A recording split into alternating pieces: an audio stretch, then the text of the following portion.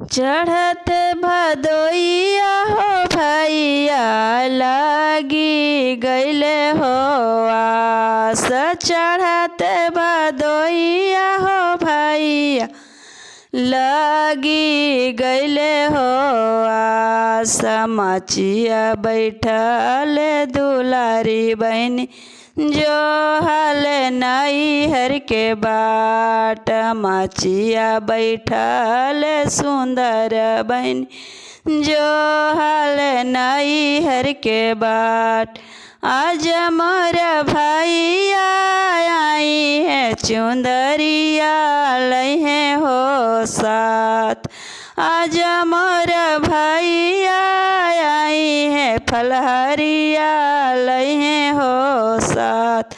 जुग जुग जी हो भैया भाभी जनमाया ही बात।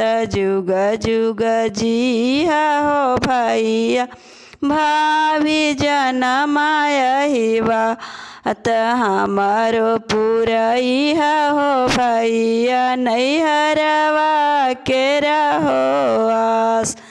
हमारो पुरई हो भैया नैहरवा के रहो आस।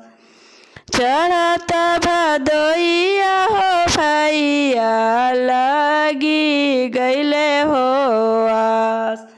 चढ़त भदोइया हो भैया लगी गईले हो आस। मचिया बैठल दुलारी बहनी जो हाल नैहर के बाट। मचिया बैठल सुंदर बहनी जो हाल नैहर के बाट। आज मोर भैया आई है खीरवा लहे हो साथ। आज मोर भैया आई है अनारसा लहे हो साथ। जुग जुग जी हो भैया भाभी जनमाया ही बात। जुग जुग जी हो भैया भाभी जनमाया ही बात।